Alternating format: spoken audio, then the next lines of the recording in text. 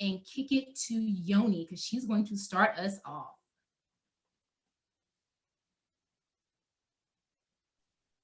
Okay, great. I couldn't get it to unmute. That was scary for a second.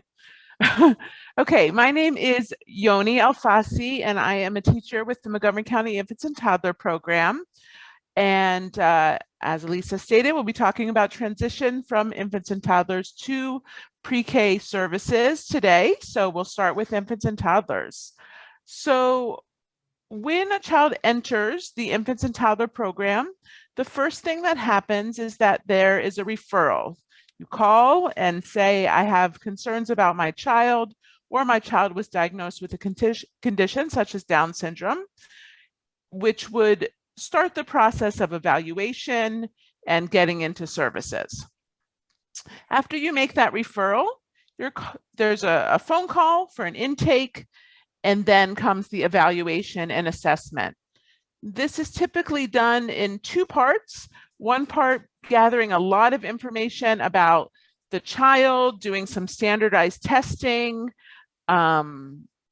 lots of information from parents. We know that when we go out to see such little ones for evaluation, we're really only getting a snapshot of what they're doing. They may be shy or hesitant about being with strangers, so we ask parents a lot of information. We also get a lot of information about families and the routines and the way things function in the home during that process. So if your child is found eligible for services and you choose to participate in services, we move forward to develop the IFSP, the Individualized Family Service Plan. So that's, it's different than an IEP because of the word family. It's a family-directed document talking about what the priorities are for the family and what things are important for the family to work on. Infant and toddler services are delivered through a coaching model. So what that means is that when the provider is coming out to your home, they're working with the adults in the child's life on the things that they can be doing with the child to help improve their skills. We do that because they're little, they're attached to their families and their caregivers, and by teaching those people the things they can be doing, we're going to get the biggest bang for our buck. We're going to make the biggest difference in that things can be implemented all the time throughout the day. Services are based on what the parent concerns are. So once you're eligible for the infants and toddler program, we kind of set that aside and say, okay, what are your concerns? So for example, a child may be eligible because of a gross motor delay, but they have concerns about the child's feeding. So that's going to end up on the IFSP. That's a thing that's a family concern for the child to work on. There are some different ways for children to become eligible for the program. One is to have a 25% delay in any one of the developmental areas.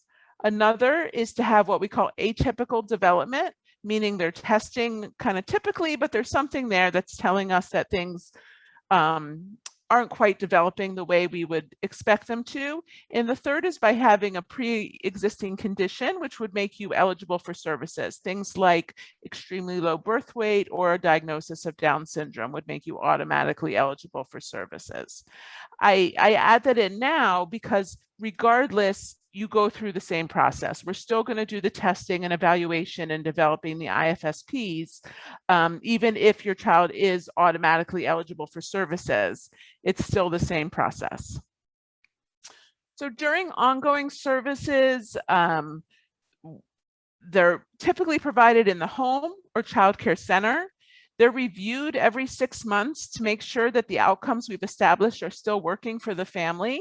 We talk about the progress that the child's made, and we develop new outcomes as appropriate. Sometimes priorities change. Sometimes there's something that was really important 6 months ago, which just isn't where parents want to put their energy right now, or something else pops up, which is of greater concern. So during the time in infants and toddlers program, things change. Sometimes services change quite a bit over that time. We review it at least every 6 months, but we can review it at any time and make changes as parents need.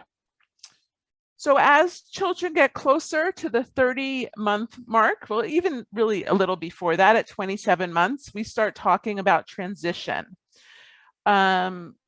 It's kind of a scary word. It means you're moving to something else, possibly. We're going to be talking a lot more about transition today. But transition is just the start of the conversation as to what comes next, what opportunities are available after infants and toddlers. All right, so what is transition? Transition is the process of collaboratively planning, assessment, exploration of community resources, and decision-making in order to determine what services may be appropriate for a child after age 3.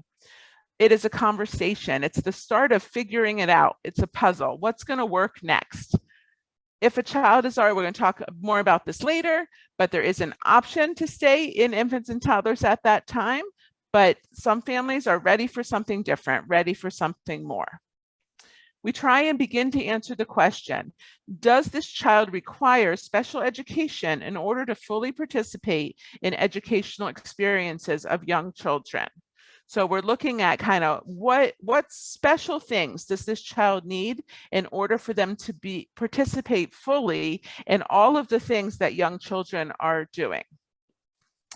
In order to be eligible, in order to receive any services after age 3, a child must be found eligible for special education services. And I just want to point out here that, you know, as we're starting this transition process, there's some important things for parents to consider. First of all is that philosophy. So infants and toddlers is a coaching model. We're working with adults. We're working with the families on what they can be doing with their child. That is different than the school system. Other things to consider is that infants and toddlers is a year-round program. For some families, that's important. In the school system, some children do receive the extended school year services, but it is not a given. And many children do have that summer break, just like all other children. So that's something else to consider. And we'll talk a little bit more about it, but it is a one-way decision when you go to Part B. So that's just something you need to think about. So after you have been through the process of with your service coordinator in infants and toddler, where we've done some assessment, we've gathered information, we've shared information about what the programs available at the pre-K level are. You've had a chance to ask some questions and look at the report. You will be invited to an eligibility meeting. The purpose of this meeting is for all the programs, the MCPS and MCITP and parents to gather together and decide what's best. First of all, to determine whether or not a child is eligible for services after age 3, and to talk about what those services might look like if they are.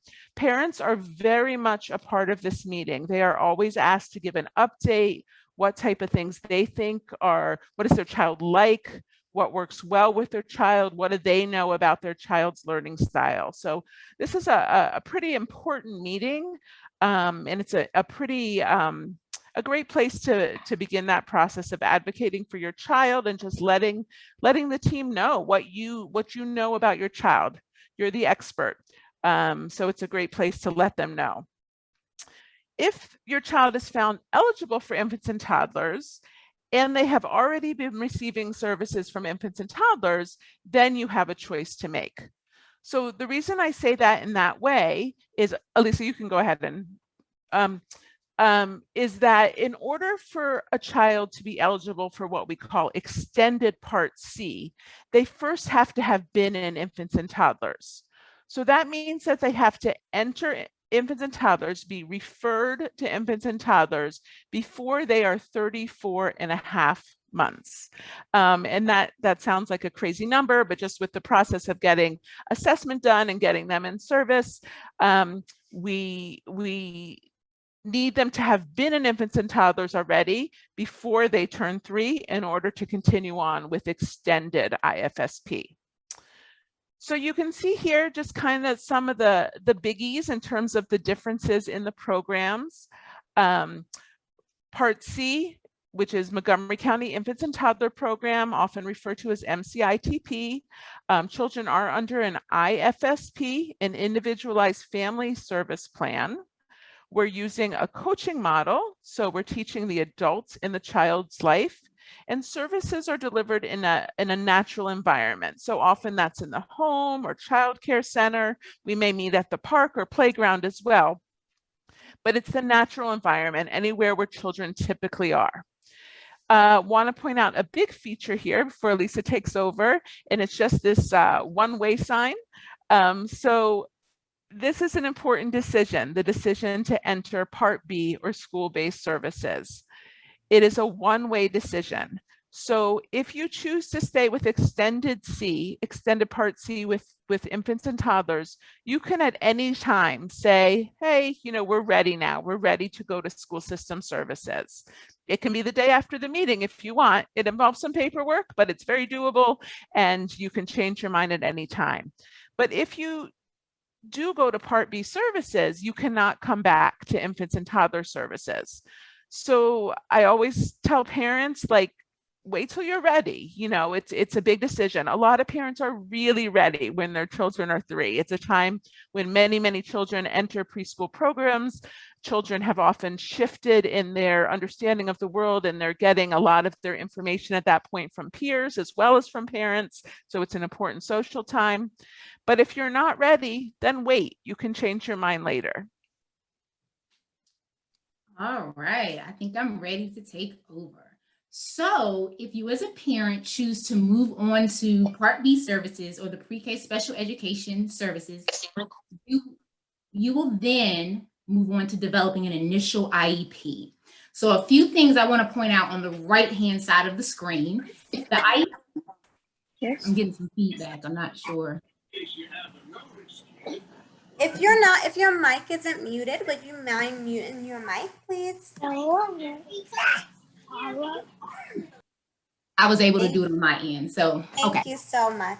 So a few things to point out. So when you develop this initial IEP, the IEP goals developed at this meeting drive services for the students.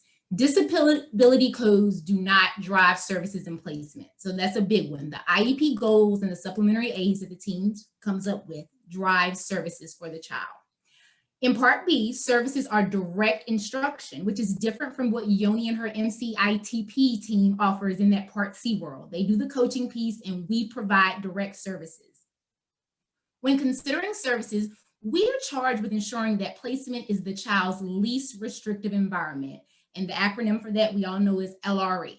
So LRE refers to the setting where a child with a disability can receive a free and appropriate education designed to meet his or her educational needs alongside peers without disabilities to the maximum extent appropriate.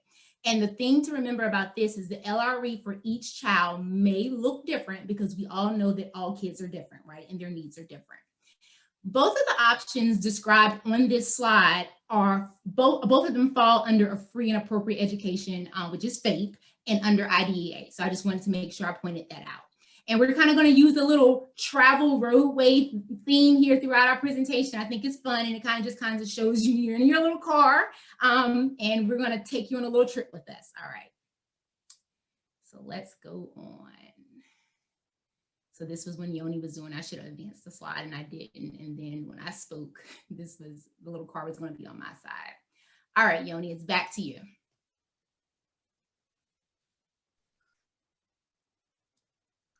All right, so we're going to dive in a little bit deeper now to some of the differences between the two as you're looking at that decision. Some of these we've mentioned before, but just taking a little bit of a deeper look. Infants and toddlers services are based on family and caregiver routines, concerns, and priorities. So a lot of time is spent sitting there on the floor, like in the picture in the family's home, figuring out what types of things are you doing anyway? What happens when you're sitting at the breakfast table? What words would be helpful to you for him to say during the day? What routines, what do you need to be different in your life? And those are the things we're working on. Services take place at home, in other community settings, parks, playgrounds, the swimming pool has been done before, anywhere where your family spends time and they're wanting the intervention and support of the infants and toddler provider to figure out how it works. It's a coaching model. Recognizing that the parent brings expertise and the provider brings expertise. We're working together to support the things that you are already doing with your child. Problem solving, figuring out different ways of approaching things, but all based on what you're already doing. Plan is reviewed every 6 months, year-round services. And a child may stay with the infants and toddler program if you choose to stay with the infant and toddler program in extended C. They can stay up until the end of August, or rather, you know, we need to correct this, I guess, with the change in the start of the school year, but up until the start of the school year after they turn 4. They can move in between. They don't have to stay that long if you choose to go with infants and toddlers, but they can stay with infants and toddlers up until that time. And this is just an example of what an IFSP might look like in the way that it's family-centered. We talk about what do we want to happen, how will we know when it does happen, and what steps will we take to get there. And the we in that is always the family. So we're there to support you and your efforts with your child. I'll just read through these outcomes because I know they're kind of small. So the first one, the family would like Sarah to participate in book time routines by sitting in one of her parents' laps and pointing to pictures in the book when they are named.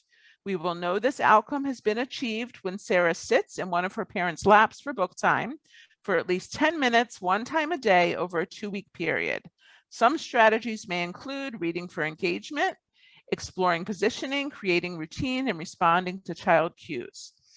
So it's an outcome that happens in the home. It's what the parents want, what they want in their day, for her to sit in their lap and read the book. Another outcome, so this is an outcome that looks at something that Sarah will achieve though. Sarah will sit in her parents' lap. We have a different kind of outcomes. That's what we call a family level outcome. So something that the family would like more information or strategies for. So that one looks like this. The family would like to master more strategies to help Stephen transition between activities in the home. We will know this outcome has been achieved when Stephen's parents report feeling confident in at least 2 additional strategies to help him transition between activities. Some strategies may include use of verbal and visual warnings, creating routines, use of first then visual supports, offering choices, social stories, and exploring online resources. So there's a lot we're doing to help support the family in this situation, but they've decided what they want to work on. They are going to put the effort into this, and we're there to help them figure out how to do it.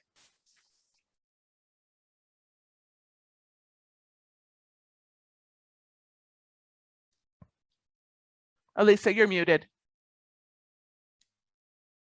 Thanks, Joan. You would think after almost a year and a half of doing this, we would remember to unmute, right? But now let's go ahead and talk about pre-K special education services. And Katie, I think we're going to answer some of your questions of what you're looking for now. So with pre-K special education services, direct instructions and services are provided through an IEP based on educational impact of a student's delay. Services are provided directly to a child by a special education teacher or related service professional. Direct services can be provided to an individual child or in a small group with children with similar needs. The direct instruction and services are provided to help a child meet goals and objectives on a child's IEP. For example, a special education teacher could provide direct services in math instruction to address a math goal. And I have a sample one here on the screen. So given visual supports, opportunities to practice and manipulatives and songs, Bobby will identify and count numbers within 10. So when you look on the screen, you see how the goal is broken down. We use standards to link everything back, the conditions, the behavior, the criteria, the methods that we're going to use, and then the time frame. So in an IEP, we set goals for a year. We always can revisit them and make changes within that period, but they are year-long goals. So let's go ahead and look at the next section. So in addition to the goals that you draft with your IEP team, we have what we call supplementary aid services, program modifications, and supports. So before recommending services for a student, even outside of the general education setting, the IEP team must first consider supplementary aid services, program modifications, and supports that can be provided to the student in a general education setting or settings, or to personnel on behalf of the student.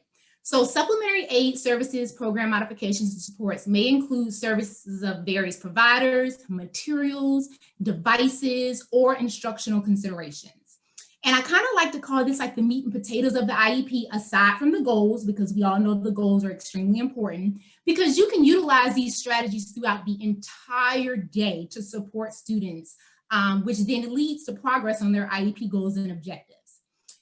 So there are 4 different categories that supplementary aids can be broken down into, and you can see them on the screen: instructional supports, program modifications, social and behavioral supports, and then also physical environment and support. So we're going to just look at some examples now. This is not an exhaustive list by no means, but we did want to just kind of touch base on some of the examples. So visuals, you will see a lot of visual supports in our classrooms naturally, right, for preschool kids, because we know visuals are important for our little guys.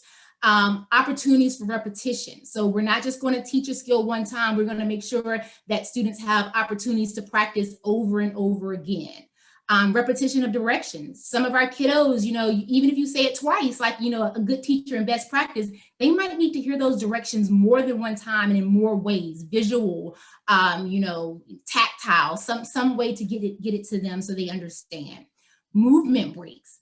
All of our little ones are wiggly, right? Sometimes, but some of our kiddos require extra movement, and you might see movement break under supplementary aids, so the teacher knows, okay, so I know in between transitions, I need to give them an opportunity to get up and do something, jump on the trampoline, go for a walk, do some heavy work. The picture in the cubbies is an example of heavy work. A lot of us use little play shopping carts, and those are phone books covered in construction paper. And we have them put them in there, and they drive down the hallway and they come back just to give them some input that they might need to give their body a break. Advanced warning. So instead of just saying, okay, now it's time for, to put up Play-Doh and we're going to go to read a book, giving them advanced warning. And that could be also a visual to let them know what is coming next, so we won't surprise them. The use of manipulatives, they need to use their hands. Sometimes using your hands helps them, make sense of what the task is. Multiple ways to demonstrate knowledge. A kiddo might be very reserved and very quiet, but they might not verbally give you an answer, or they might be nonverbal, but they can do other ways to show you their knowledge and that they understood. Multi-modes of communication, and you see a Go Talk 9 on the screen.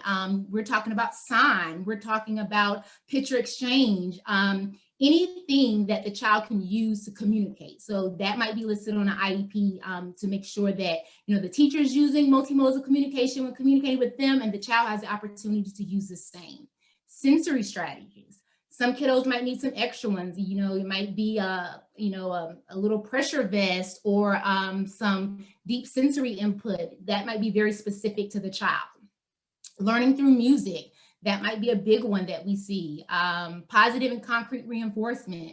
Some parents are okay with the kid getting, a little piece of a gummy bear or Skittle. Some parents are like, nope, my kid works for stickers. And the important thing about reinforcement is it's different for every kid. Sometimes we send out a reinforcer inventory to the parents so you can check off all the things they like, and then that we use, that's like our magic toolbox. We know what they want and we can help, encourage the positive behavior and motivate them sometimes. And sometimes kids really, some particular kids might not need a lot of it, but some of our kiddos will need some extra reinforcement.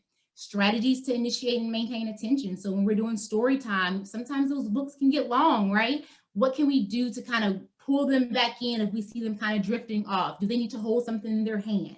So you might see that on your IEP. Close proximity. If we have a kiddo that likes to get up and make a dash, just to go to the back of the room or maybe out the door, we're going to be very careful about where we position them in the classroom so that we can prevent that, because we always try to be proactive versus reactive in the classroom.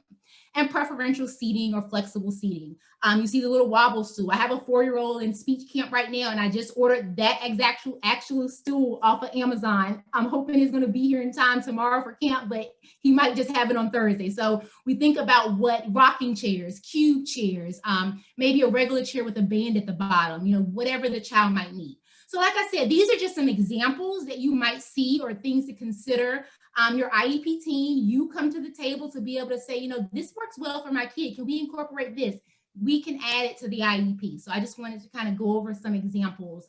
So IEP, you have your direct services, you have your IEP goals and your supplementary aids that drive placement. And now I'm going to kick it over to Whitney to start talking about what some of those options are. All right, so now we get down to pre-K special education services. Pre-K special education services are for students preschool age, so they're 3 to 5. There are 6 programs that fall under pre-K special education, and those include the PEP program, the preschool education program, CAP, Comprehensive Autism Preschool Program, DHOH, Deaf or Hard of Hearing, Vision, Speech and Language, some call that pre-K language, and physical disabilities. So now let's get into a little bit more of talking about each program. Okay, so we're still going to start checking along on our road here, taking a look at the preschool education program, so PEP, and it's the largest pre-K special education program in MCPS and offers a continuum of pre-kindergarten classes and services for children with disabilities ages 3 to 5. PEP services children with delays in multiple developmental domains that affect the child's ability to learn and access the pre-kindergarten curriculum. Services range from itinerant services for children in community-based childcare settings and preschools to home-based services for medically fragile children. Out of the 6 programs that fall under pre-K special education, PEP is the largest of these programs. I think I said that before. And services, as these services progress from inside the general education classroom to outside the general education classroom, you tend to see the following things. You'll see increase in staffing, a decrease in students, an increase in the need of intensity, so like the need of supports that the students have, the amount of supports needed to allow students access the curriculum will also increase. So they may have more supplementary aids, they may have more services provided to them, they may have more hours that they're in school. And as you move along the spectrum toward outside the general education, there will be more modifications to the program and the curriculum. Students in these programs, I said that already. So let's take a closer look at each class. Oh, thank you. Okay, so the first one is the inclusive pre-K program. And this is our first stop on our service road. And these classes have partnerships with a pre-K or a Head Start classroom, a general education pre-K or Head Start classroom. And it's staffed with one special educator and a special education paraeducator, as well as there'll be a general education teacher and a general education para. And they are co-taught classes. So this means that the class is taught by both the special educator and the general education educator all day. So they work together to teach the class. And then we have itinerant services. And these services are provided in our direct services 1 to 2 times weekly for 45 minutes each, 45 to 60 minutes each. And all services are inside the general education setting.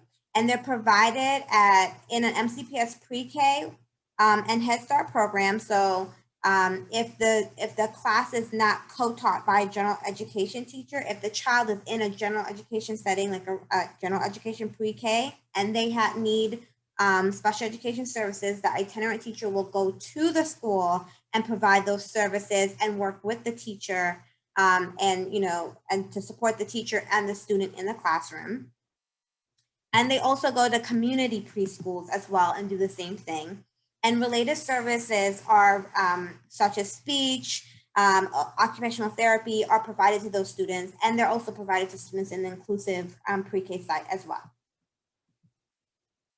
So we're going to keep driving along and take a look at our next stops, which is PEP Collab and PEP Pilot. Okay, so collaboration classes are there are collaboration between a general education and a special education classroom, and they're taught by both the general educator and the special educator. And most students are in their 4 years old, so they are pre-K eligible. So that means that they are in their pre-K year, they're 4 years old, and the following year they will go to kindergarten.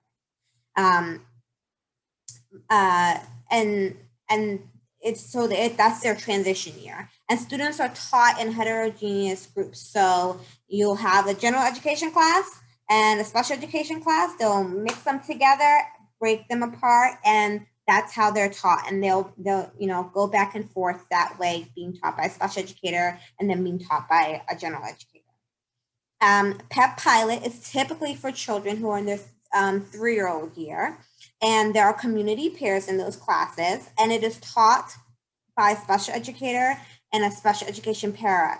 The difference, one of the main differences between these classes is that there is not a general education teacher teaching the PEP Pilot class. It is taught by a special education teacher. Both classes are 5 times a week, 5 days a week, okay, for 2.5 hours daily. All right, I unmuted my mic this time. So our little car is still trucking along, and now we're going to talk about PEP Classic and PEP Intensive Needs classes, which we call PEP Inc. All right, so on the left-hand side of our slide, PEP Classic. So it supports students with needs across multiple domains. Some classes have invited community peers, not all of them. It's just really particular to the school and the administrator at the school and their decision. The student-teacher ratio is smaller than inclusive pre-K, collaboration, and pilot. All of the students in the classroom, if you don't have community peers, would have an IEP. And it is taught by one special education teacher and one para-educator, okay? On the right hand of the screen, you see PEP Intensive Needs, which is very near and dear to my heart because that's where I started off teaching in Montgomery County several years ago. So in the PEP Inc. class, it supports students with needs across multiple domains, just like in Classic. All of the students have an IEP in this particular program. There's a lot of sensory integration approaches used to support learning in the classroom. Some schools provide inclusive opportunities, just like the PEP classes. So some of them might have some community peers, and that's a school decision. There's even a smaller student-teacher ratio than the Classic and the other inclusive models that Whitney just shared, okay? Also, it is taught by one special education teacher and 2 para-educators, okay? So you have more staff in this particular class. Both of the programs meet 5 days a week for 2.5 hours a day, all right? So you see our little car is almost at the end of the continuum of services for PEP. So now we're going to talk about PEP Full Day. And it's not a very creative name, but it definitely means what it says, PEP Full Day. It provides a comprehensive approach to services to support students with significant learning delays or multiple disabilities. Typically, all of the students in the program have an IEP, but as one of the coaches working with Faith this year, I am being charged with looking at providing inclusive opportunities in many of our full day classes. So that is something that I am definitely working with. And when I introduced myself earlier, I forgot to mention that Whitney and I both kind of support different classes. So my kind of target class and teachers and students are the PreK full day classes, whereas Whitney is working primarily with the pre-K inclusion classes in the pilot. So my people are the full day people, and I love it. So the PreK full day class is the longest day of all the PreK programs. Students attend 5 days a week and all day. And this, what it really does is it provides more opportunities for the repetition and practice that I talked about when I listed out in the supplementary aids. There's also a smaller student ratio than classic and inclusive programs. The ratio is the same as the PEP intensive needs class. So you have one special education teacher and you have 2 para-educators. All right. So we mentioned earlier that PEP is the biggest preschool education program in MCPS, but is not the only program that supports students with disabilities. So we have a couple of other ones, and I use a little parking lot infographic here to share those. So Whitney introduced CAP earlier, the Comprehensive Autism Preschool Program. So it provides a highly intensive and individualized services for students ages 3 through 5. Students receive intensive instruction in a highly structured setting to improve learning and communication, to increase skills for participation. Individual work areas and programs are for each student. Many of the students have a diagnosis of autism. However, it is not a requirement for this program. As I mentioned before, IEP goals and objectives and supplementary aids drive placement, not disability codes. Students attend 5 days a week for 6 hours a day. Lots of reinforcement is really embedded naturally into this type of program. Students have individual programs and individual task boxes, and there is an intensive teaching portion of the day where there's even a smaller student to teacher ratio, and all of the students in the program have an IEP. We also have the pre-K language class. This supports students with delays in receptive and/or expressive language and articulation that affect their ability to communicate and learn in a typical preschool environment. There are 2 options. There's a 2-day per week class, which really focuses on articulation. All of the kids in the 2-day class have IEP goals around articulation. And then there's also a 5-day per week option in an early childhood classroom setting with inclusive opportunities with non-disabled peers. So those students may be working on articulation as well as the language component of the speech and language. We also have physical disabilities. It's a comprehensive instruction for students with physical and health-related disabilities that cause significant educational impact. Services include special education instruction, consultation with the general education teacher, assistive technology and related services such as speech language, occupational and physical therapy. Deaf and hard of hearing program, DHOH, provides educational supports to students who are deaf or have educationally significant hearing loss. Services are provided by an itinerant teacher in a gen ed setting or in one of the centrally located classes that we have in Montgomery County. The goal for this program is to develop effective language, communication, and self-advocacy skills. And then lastly, vision. For this program, students have significant visual impairments or blindness. A pre-K classroom preps students who are blind or have low vision for entry into kindergarten. Services enable students to develop effective compensatory and self-advocacy skills and provide them with access to the general education curriculum. All right, so now that is the breakdown of all of the pre-K special education services that we offer in Montgomery County. And my wonderful supervisor, Faith Fisher, is going to come on and take any questions that you all might have at this time.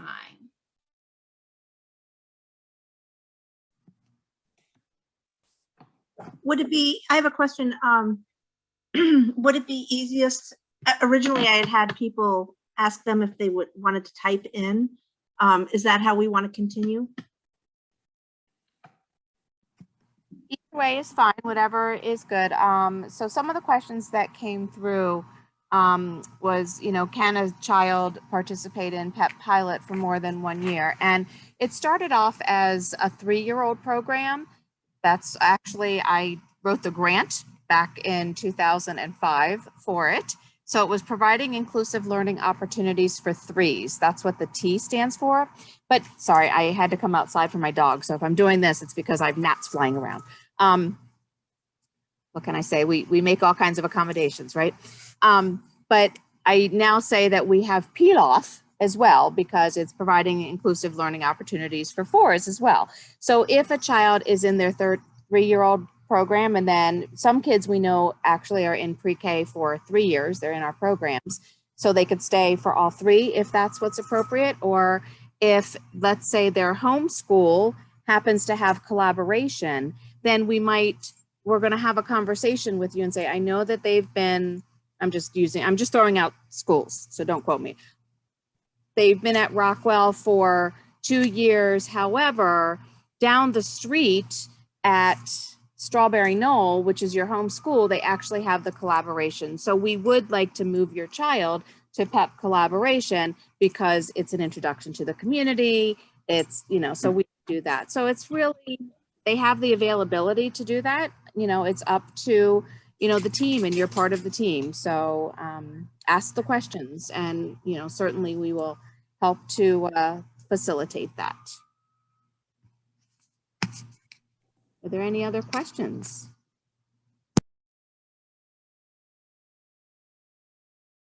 Wow, I'm surprised. That was a great presentation. Thank you so much. It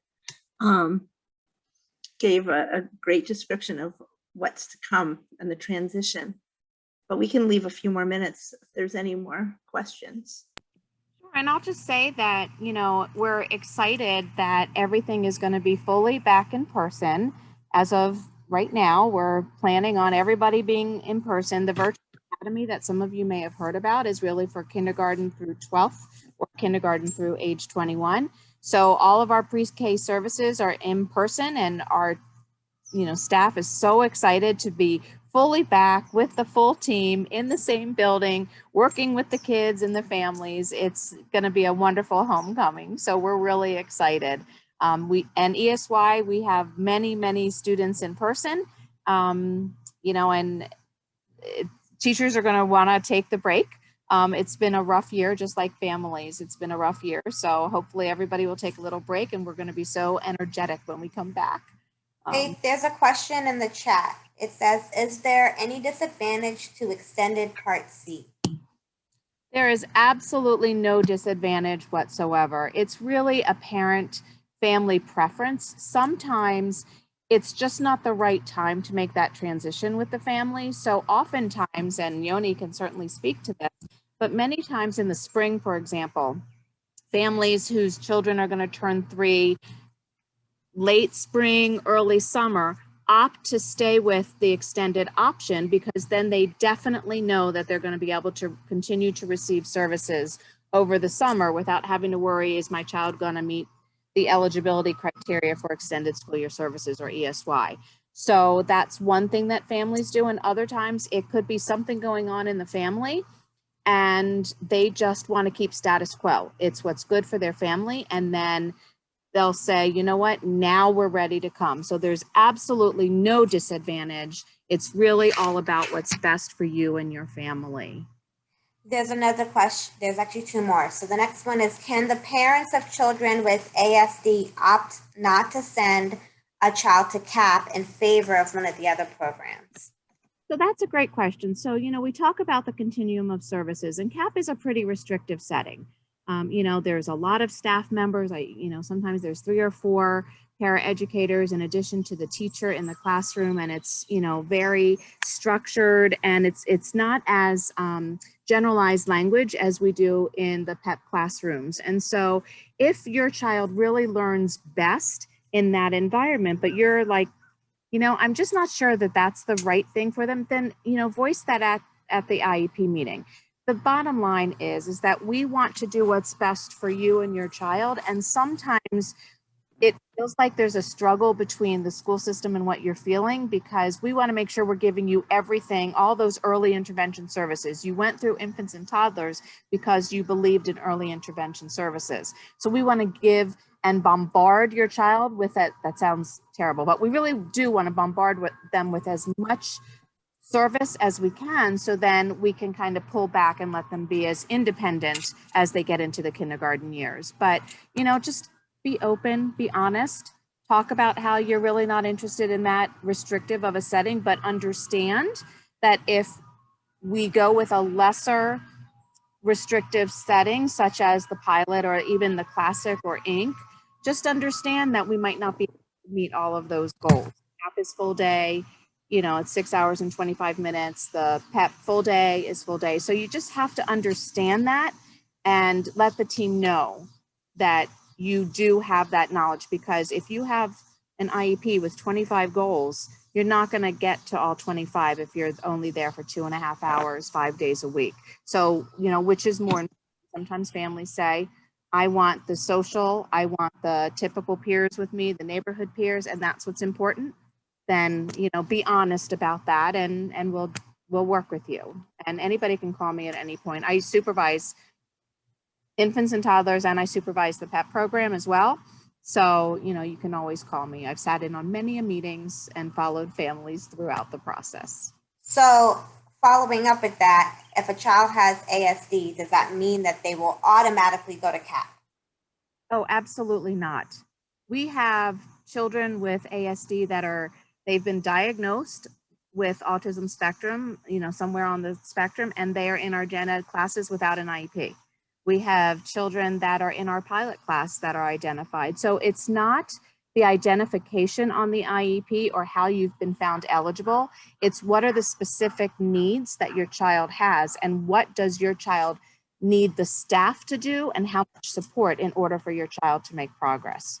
So, you know, you're good. Not just because you have a diagnosis does not say it equals this. It never does. It's just If a child is ready to transition, but is halfway through the year, is it reasonable to keep them in Part C until the start of the following school year? You know, we have kids come, that's a great question. And, you know, it really depends on you and your family.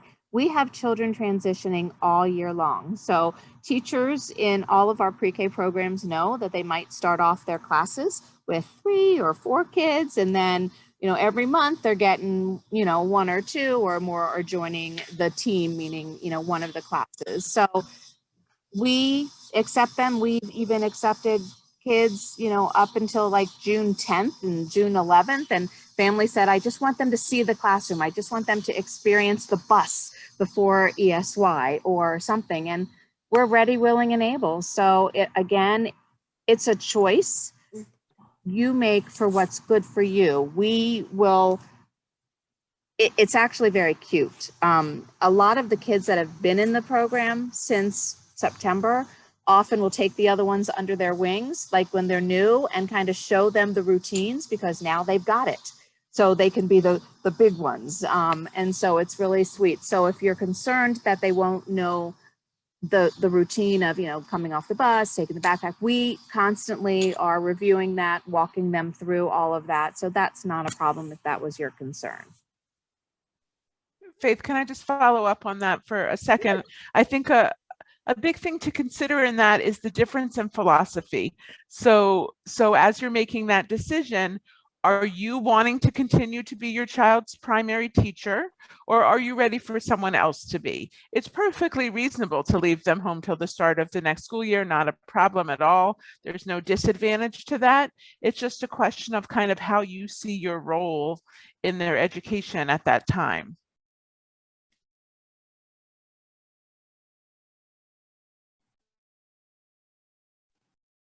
Thank you. Here's a question. What good things happened during COVID times for the little ones? Any lessons you learned for the future? Well, there's a lot of, I mean, I can speak to that. I mean, there's a lot of, no sense of it, but like technology that we had to learn as teachers. And and that allowed our students to have access to, you know, just the curriculum and things like that. And those aren't necessarily going out of the window just because we're coming back into the classroom. They can still have access to, they'll have access to the teacher in person and their friends in person, and they'll still have access to those that technology and those lessons and things like that. So that's not gone. That's one good thing.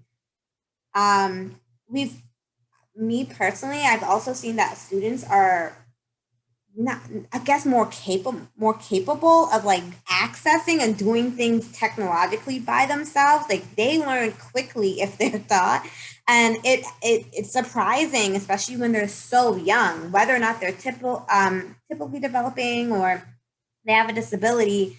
You know, you still think like, oh, they're just in preschool, they can't do that yet, but they can.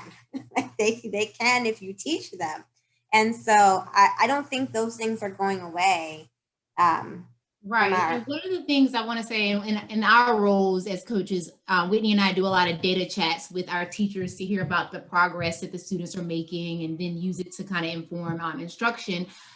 You know, as parents, and I have a 4-year-old too at home, you automatically think, oh gosh, COVID, you know, they didn't get so much this year, but to hear the progress that some of our kids made with the virtual and some came to school, some remained virtual, was amazing to hear. Our kids still made progress. And a lot of the times, you know, we were also worried about the social emotional component because, you know, that's what everybody was worried about when we had to go on lockdown. But that was one of the areas where the kids really thrived, their attention that they were able to show to the virtual learning, even the ones that came back to school. So it was really refreshing. We always start off with celebrations and concerns. So I always start off my data chats with celebrations and here, and then we get into like, okay, now let's problem solve. But those were really good to hear. So, you know. I want to add to that, you know, it's not just a matter of like the children making progress, but the parents also made progress too, because it's one thing to know like my child goes to school and this is what the teacher does, or you might ask, what are some things I can work on at home? Like, can you send homework home? But if you're sitting next to your child or you're watching your child's teacher literally teach your child and you're having to support them, you're learning what strategies you're like watching the teacher literally put strategies in place, or like teach your curriculum in a certain way, or use manipulatives, use a program, and you can take that and use it yourself on the weekend or, you know, after school, you know, to also support your child. So you're interning as our, you know, student teachers while you're working with your child, and you can take that and run with it. Which is the basis of the infants and toddler coaching model. So just to transition. I think in terms of infants and toddlers, one of the benefits that we saw during that time, or a rainbow through the rain, is the ability of multiple people. We've been doing virtual sessions, and it's been really nice to see families be able to share the links with other family members and have them part of the learning in the session. So grandma in Florida, or one parent who's at work, or people logging in by phone. We've just been able to get a lot more parents and caregivers and families involved in the sessions and learning together. Thank you. We have another question. I actually just want to say thank you for that piece about the parents. And that was very perceptive. And I think that all of us are those parents, including myself.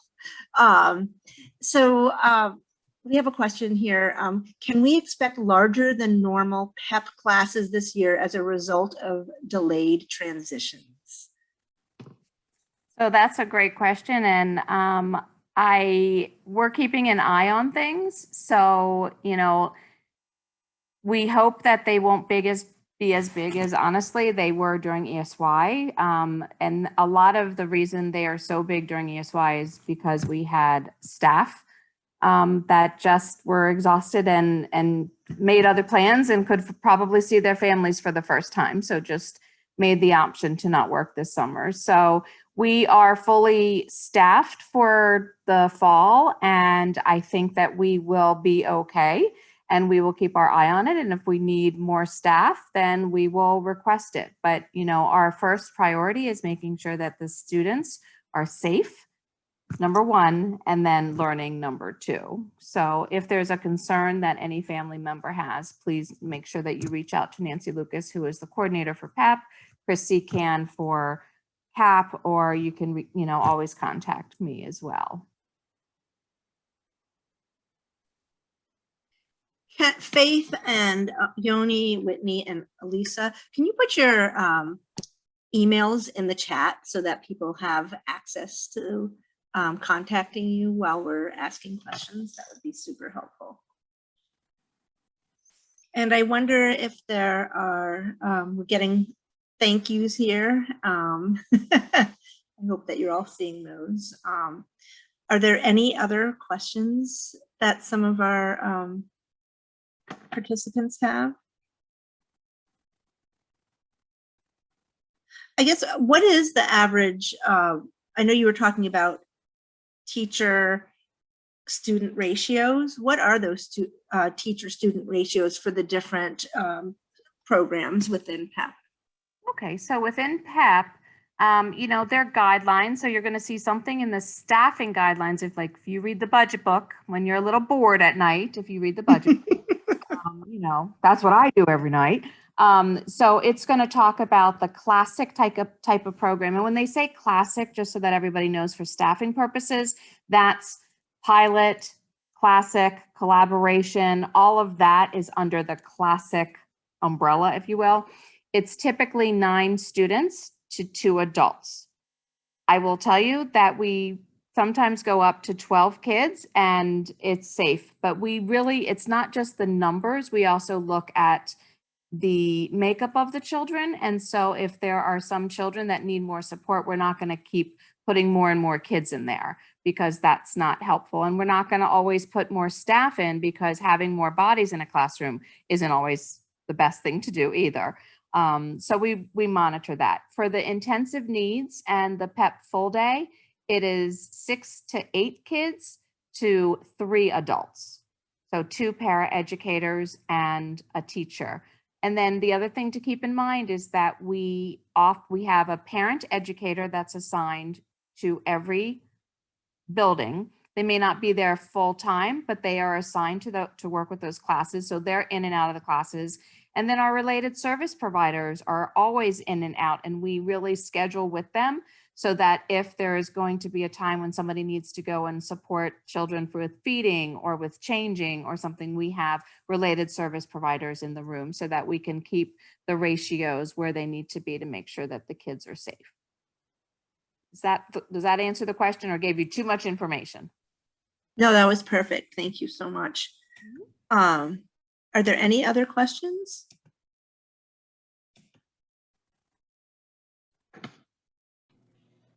have a quick question. How fluid are the programs in terms of placement? So we have our transition meeting coming up next month. We were wondering kind of if we go with the PEP Classic and then see later maybe the PEP Pilot is more viable, does that, can that happen mid-year, or is that something that would happen at the end of the year and going into next year? And also with the IEP, is it right now, like the IFSP, we assess every 6 months? Will the IEP be assessed every term, or like how I guess we're very new to this, so I'm curious to get your insights on that. Well, thanks, Mary. I think you're testing my knowledge base on all of this. No. So yeah, within IFSP land, it is, you have the reviews every 6 months and, and then you have the transition and then you come into the IEP world. The IEP world, there's, you typically do testing every 3 years or as needed, as if a team suspects something or they have questions, then they may reassess. But the reviews are held annually. But at any point, you as a parent can say, I would like to have a periodic review to talk about progress, to talk about lack of progress, to talk about supplementary aids and services, to talk about additional staffing, whatever is needed, you can always call those meetings, okay? And within those meetings, if people bring data, because I'm a big person on data, and these ladies know, and they tell all the team members, you can't just say, I think this child, yeah, let's put them in classic, and you know what, yeah, let's move them to pilot. Like, there has to be data to support why we would move a child, because it can be that it could mean a different time of day. It could mean a different teacher, or it could mean a different school. And we don't take that lightly. Transitions can be difficult. So we really need to know that it's going to be better. The benefits outweigh the harmful effects that would happen. So, but it can happen, and it does many times. Elisa used to be one of the program specialists for PEP. So she, would be called, and she would go out and she would observe and she would review data. And if everything was good, we would absolutely move a child. But we do take all of that into consideration. So IEP land every year, or more if you ask for it. And then assessments every 3 years typically.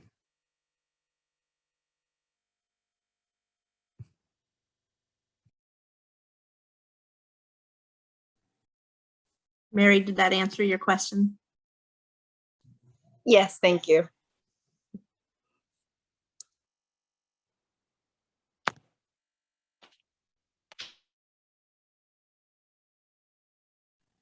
Thank you all so much for joining us this evening. I've put in the link to our evaluation form, which is a very simple form, asking some questions about this evening, but also if there's any other presentation topics that you would like to learn us to present. And we just appreciate you all coming as presenters and attendees.